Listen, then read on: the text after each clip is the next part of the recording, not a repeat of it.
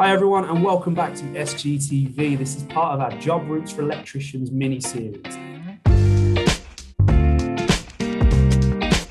So today we are talking to Rob Merrilees. So Rob, it's good to have you on the show. How are you doing? Yeah, all good, thank you. So as with this mini-series, we've got a variety of electricians on, all in various parts of the industry. This is one of the things we want to sort of promote, is we don't want people to think once you're qualified as an electrician, once you've done your basic qualifications, you just go and do, your basic stuff, your domestics, that kind of thing. Not that there's anything wrong with that, but we want to sort of make people aware that there's a big, massive industry with lots of different options to go to. So where are you? What's your position? Okay, so at the moment, I'm working for a company called Nicklin. Yeah. We are a big European company. We do black box rental. So we rent lighting, audio, video truss purely as a B2B. So we don't deal with end users. We just basically fulfill people's shortages. So at the moment, I'm in the UK. My official title is business development, and my territories are Europe, Scandinavia, and the Middle East. Yeah. But unfortunately, with the whole COVID thing, haven't been able to travel. So at the moment, I'm working out of the UK office and concentrating on basically rigging, truss and rigging. Yeah. And then hopefully be able to get back out to Germany soon and continue my role as business development.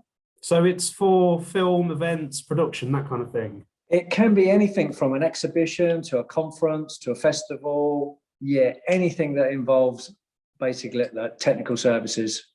That's got to be pretty cool, though, being able to see all the different kind of events and productions that you get to go to. Well, at the moment, we don't actually go to any of the events. So we basically get a list of people's shortages. We basically provide the equipment on a rental-only basis, and it's up to whoever's hiring to actually use our equipment, look after it, and send it back. Oh, okay. But I did for about 25 years, I was on the road doing production as basically like a lighting technician. So my last big job was the Olympic Games, 2012 London Games. Yeah. And then after that, I basically went into another aspect of, electrical work, basically. Okay. So before we get into the ins and outs of that, I want to ask you sort of how you started out as an electrician, right from the beginning. Was you an apprentice? Did you go through college or adult learning? How did it start for you? Yeah, so I left school not really knowing what I wanted to do, but I knew I wanted to get an apprenticeship. So I basically joined the company as an apprentice electrician. Done for the first year, I was on block release. And then years 2, 3, and 4, we done day release. So I left college with an approved electricians, basically, my city and guilds. Yeah. And then went contracting. And it's almost like, oh my God, you think you know everything, but you know nothing.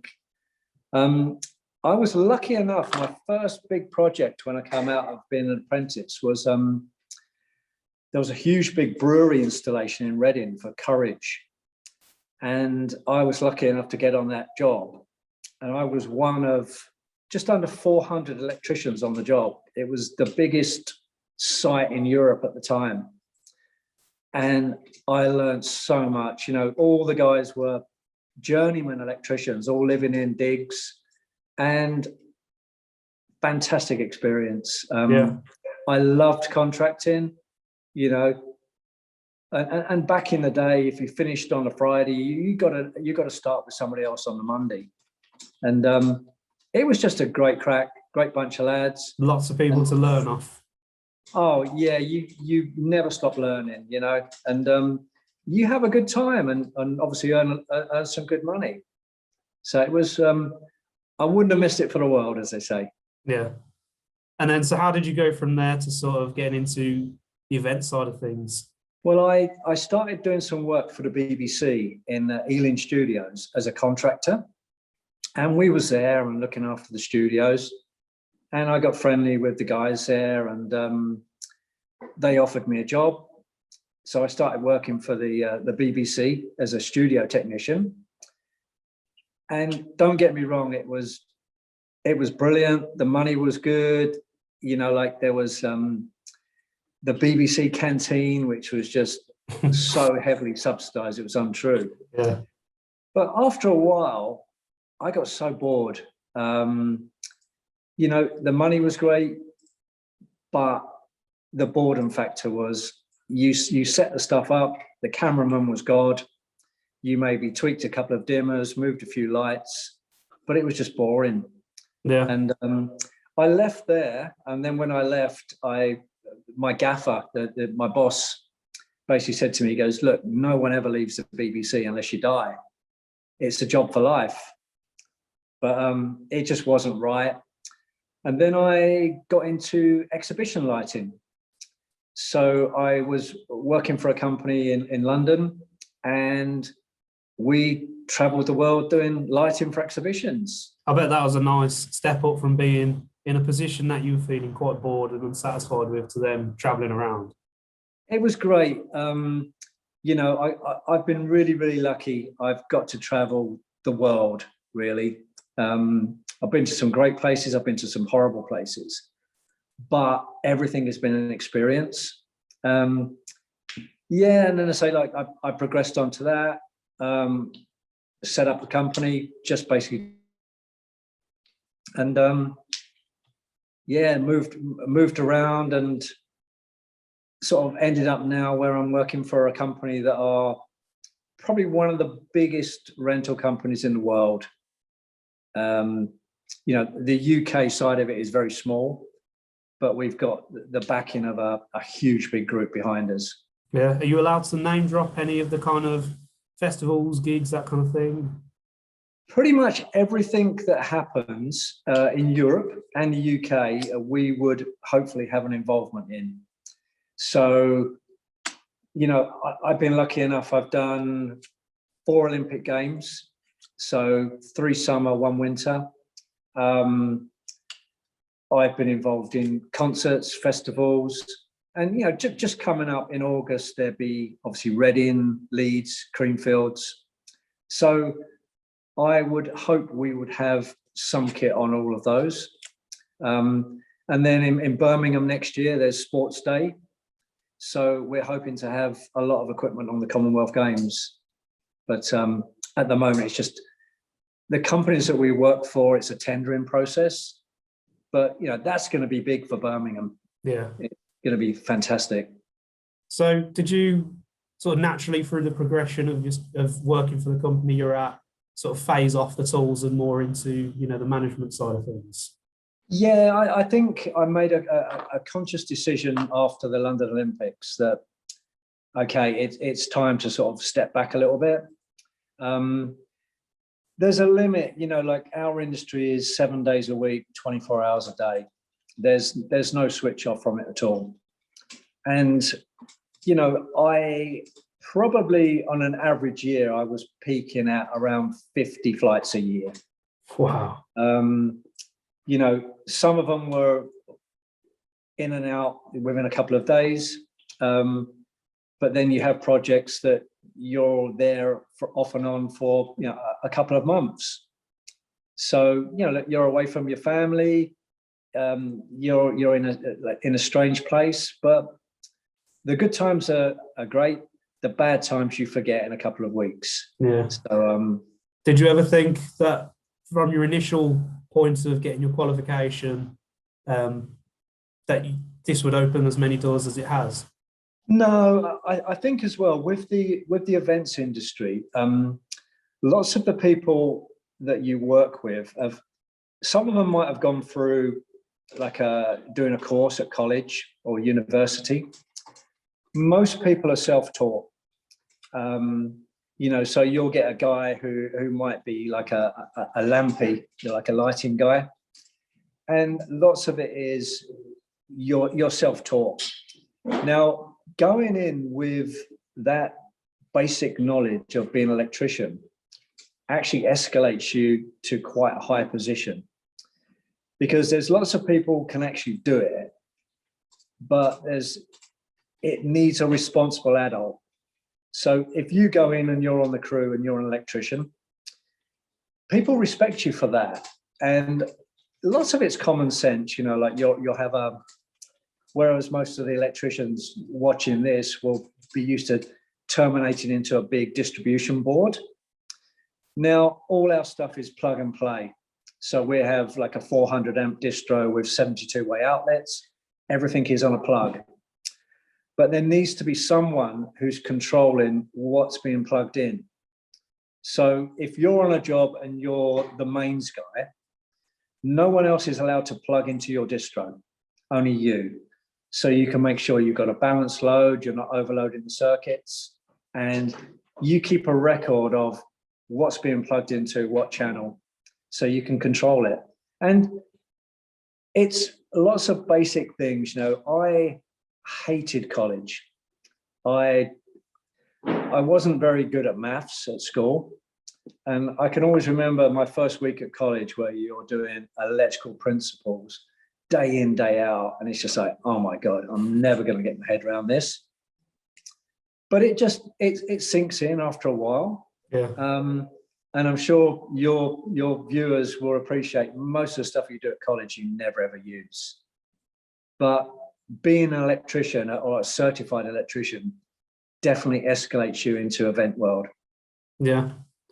I've got a question I want to ask, but I sort of want two perspectives on this answer. So I want to ask what a typical day would be like, but I know I want to ask it from when you were sort of on the tools doing the events and where you are now, because they're both still related to the industry. So if you could talk us through that, that'd be good. Yeah, so a typical day when you're basically on crew would be, you'd be lucky if you got an 8 o'clock call on site.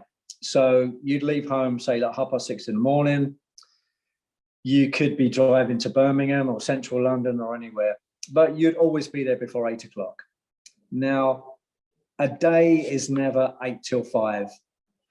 So an average day would be 12 hours, maybe sometimes pushing it to 14 hours. If you're really pushed, you know, like all the guys out there, you know, you do a ghoster 24 hours a day. So you are working hard, but when you're working away from home, you don't have the pressures. So, you know, like lots of the guys, your viewers will have wife and kids at home, and there's a lot of pressure on you to get home, see the kids before they go to bed, and, you know, say hi to the wife. When you're working away, you don't have those pressures. So even if you're working till midnight, you then have to go and get some food and some drink. We don't have to have a drink, but we all do. You've got it really when you're on that kind of lifestyle. Yeah. So, you know, I know when we done the Athens Olympics, we had 28 days of 18-hour days. And, you know, you were surviving on frappe, which is cold coffee. Mm. So you're just constantly buzzing. You miss your meals, and it gets to a point where, you know, I haven't had any food. I'll just have a couple of pints of Guinness. Plenty of iron in that. But honestly, I wouldn't change it for the world. It's been fantastic. A typical day now is my office warehouse in the UK is probably 7 miles from where I live. So get in around 8 o'clock. Most of the day is basically taken up by talking to people, finding out what jobs are around, and then quoting the jobs. As a company, we own around 35 miles of truss, which truss is basically the stuff that's joined together on site, hangs from motors, and we fix your lights to. And we own around 30,000 moving lights, like intelligent lights.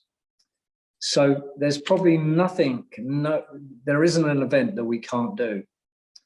But the small jobs with 6 lamps on and a few cables are equally as important. Yeah. You've touched briefly on sort of the setup, how you've got people in charge of the mains, and when you was at BBC, it was plug and play.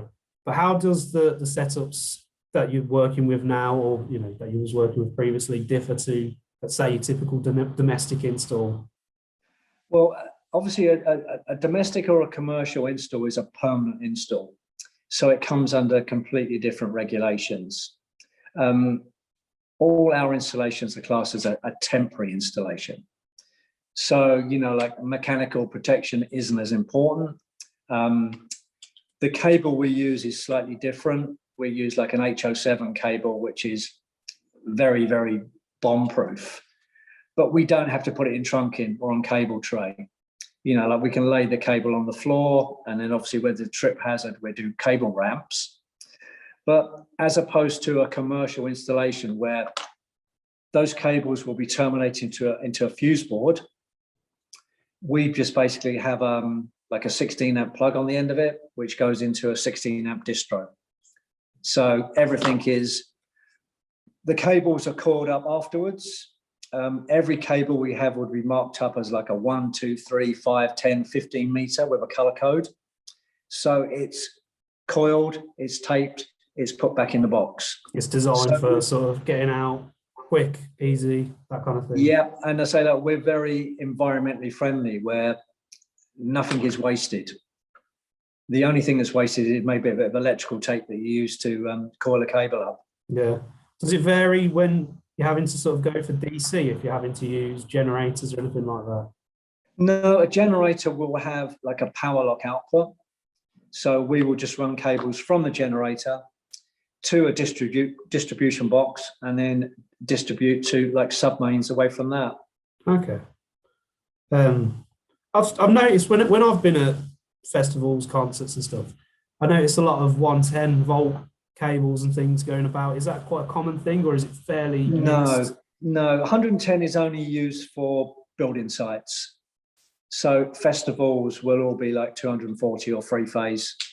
So you've mentioned about how when you were qualified, that sort of progressed you further because there was people. What did you say? There were lamp guys. Is that the correct term? Lampy. Lampy. Yeah. A lampy. Yeah. So I'm guessing they're not qualified. They're not qualified electricians. No, most of them aren't. But you always get obviously a selection of guys that are, but most lampies aren't. Okay. So from where you were qualified, your basic qualifications, was there any need to do sort of any additional qualifications to further progress you, or was it more just a natural progression in time in the company you work for? Yeah, well, every time they bring out some new regulations, it's up to you to actually go and do the course, like a 3-day course, which is a multiple choice exam, just so that when you are the guy who's signing off a job, you're actually qualified to do that. How do the regs differ though? Because we're always talking and listening to people talking about the 18th edition or this change or proposed changes. But like you said, a lot of the stuff that you're doing, it's mobile. So how does it vary? Lots of the stuff we do is common sense, to be honest with you. Like most electricians will basically test and inspect their job. And then you can get sort of like other organizations like the City and Guilds where we'll come in and check. We're very much about common sense. So you have a responsible adult who's in charge of the mains, and every man and his dog is not allowed to actually complicate that. So someone has a mains question, they come to you. It might be the sound guys. Can we get a 32 amp 3-phase? And it's yes or no, So we'll always give the sound guys a separate main because it interferes with ours. And then they might want it broken down to a 13 amp system. So then we just adapt a 16 to 13 amp system. And now obviously we've got PowerCon and True One, a whole different range of connectors. Yeah. You spoke briefly about the challenges of, working away, being away from family, missing meals. But were there any pressures and challenges? Like take the Olympics, for example. If some lights go down when millions of people are watching, what sort of pressures does that bring? Huge amount of pressures. But to be honest with you, most of the events, even if they're live, sometimes have a delay. So a classic would be many, many years ago, there was a TV presenter called Terry Wogan. Yeah. And when I worked at the BBC, he used to make so many mistakes and swear. They actually had a 45-second delay that was basically going out so they could edit. Like a live edit kind of thing. Yeah. So, you know, when you're at a live event and something goes wrong, you get over it. Yeah. You really do. And, you know, if you're on a project and like doors are opening at 9 o'clock and people come in, no one knows who's walking through that door what it's supposed to look like. So, you know, that you've missed something or you haven't had time to do something, honestly, no one knows. And yeah, we fly by the seat of our pants sometimes. Yeah. I bet without even realizing it though, that's building your confidence, you know, just on a daily basis in case anything like that happens. Yeah, honestly, there's nothing that you can't overcome. And if you've got good guys around you, and you know, like the contracting guys will know as well that there's pressure and you have to get this done by a certain time. And you just do it. You muck in and do it. And you build a great camaraderie and you know what your fellow crew can do. So it makes life very, very interesting. What about highlights? I know you said traveling, that's good. That's definitely a highlight, even with its own drawbacks. What sort of career highlights have you had from doing this kind of thing? I'd say like when it comes to that time and I have flashbacks, there's two jobs that will really stand out for me. I spent about 16 weeks in Beijing for the Olympics, and I loved every minute of it. We had good guys. We had some good locals who became good friends. We had something like 26 projects around Beijing. So we had a nice apartment, had a lady come in and cleaned up after us like once a week, which was great. But every day was a challenge. It was just great. And then the other one that's going to live in my memory forever, done a big project in Berlin. And we actually lived in Berlin and we rented a flat. And it was for a company called Deutsche Welle. It's a big German TV radio station. And there were 3 Brits on the crew, which was me, my business partner, and another guy. And we just had the best time ever. The Germans were fantastic. We run all the technical elements of the show, and that was going to live TV every day. And we just had a really, really good time. And Berlin is still my favorite city in the world. It's fantastic. We had a guy on the show previously called Bob Nozada. I think he might have been on about Berlin, but very similar. He'd got to travel the world. I think he'd worked on the London 2012 Olympics as well.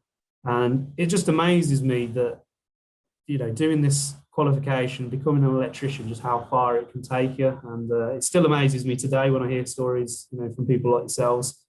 So yeah, I do hope this sort of is useful to people watching. I hope it does inspire them to think, wow, if I get into that industry, it's not just a one-trick pony. It's you know, so many avenues you could go down. Oh, definitely. And you know, as I said, contracting was great. I loved it. But this is a whole new world to contracting. You know, it's like the guys that go on site and it's freezing cold and you're bending conduit in puddles, and you know, you've got a 30-minute tea break, which is a highlight of your day. But like in event world, most of the time we're working inside.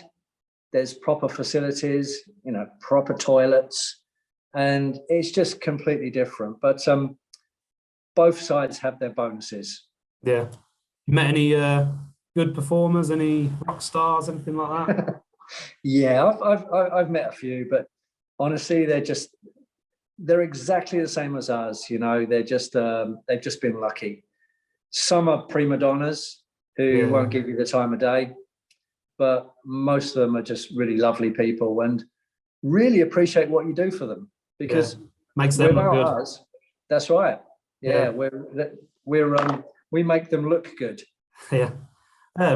So without getting you to sort of tell us, you know, how much you're on and anything like that, would you say, especially the build up to where you are now, was that a financially rewarding position? I think with contracting, you earn really, really good money. I'd say most of my contracting career, I was working 7 days a week, and there was an abundance of overtime. So the money you earn contracting, if you're prepared to put the work in, is as good as you'll get anywhere. Event work can be very sporadic. So, you know, like you might have a really, really busy month, and then there might be downtime for a couple of weeks. So when you're working, you're earning good money. But when you weigh that up over a year, you know, it's probably not a lot different to contracting. Does that vary with the seasons? Yeah, if you're lucky enough to do lots of concert touring and festival work, you know you're going to have a run from like May through till October. But around sort of, you know, like January, February, March, you've got nothing. So yeah, I say the good times are good, and the bad times you just basically have to subsidize. Yeah. Before we finish this episode, I want to ask if you've got any advice for any budding electricians or current electricians who are, you know, thinking about expanding their career or at least getting into this industry. I think if you have an interest in events and an interest in like lighting or even like rigging or video even, just, try and follow your dreams. You've got nothing to lose, because at the end of the day, you've got that piece of paper to say that you're an electrician. And, you know, just recently with COVID, builders, electricians have done very, very well out of it. Our world has suffered horrendously. You know, we've had no backup from the government. We've had no backup from anybody. Because we haven't been made to shut down, we don't get any financial help. So, you know, like if it wasn't for furlough, we'd all be out of work. And most electricians and carpenters and tradesmen have been lucky enough to have a good run during COVID. But, you know, like we've really suffered for the last 16 months. And we were the first people to be shut down, and we're going to be the last people back. So I'm optimistic. Come, hopefully, July the 19th, we can get back to a little bit of normality. And then every festival, every band, no matter who you are going to sell out, because people are desperate to get a bit of entertainment. Yeah, I've had so many concerts booked that I've been itching to go to, and then they're postponed. So we can't wait. And you know, as much as I love watching England play, it is really annoying when you see 40,000 people celebrating, and you know, we can't open theatres and you can't do concerts. But hopefully, fingers crossed, we're nearly at the end of the tunnel. Yeah, and so that's another message for our viewers. Even if you're not thinking of getting into that side of the industry, support your local theatres and events and concerts, definitely. Everything. Get involved, buy some tickets, go see that show.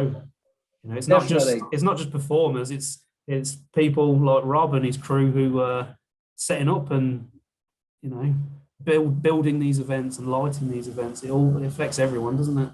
And it's really weird when you go to a concert now, and this might sound really sad, but yes, you're watching the band and listening to the music, but you're also looking at the lighting rig and working stuff out. It's great. But I say the real message is that once you've got your basically like your city and guilds, even if you took a couple of years out, you can still go back to it, and you're always going to be in demand because you put yourself out and you've done the work. So But there is more to life than house bashing and building sites. Yeah. Right then, Rob, I want to thank you for coming on the show and sharing your story with us today. I appreciate it. No problem. Honestly, if you've got any particular people that wanted a little bit more information or just want you to ping me an email or whatever, I'll be happy to answer any questions from. So it's r.merrilees@nicklin.de.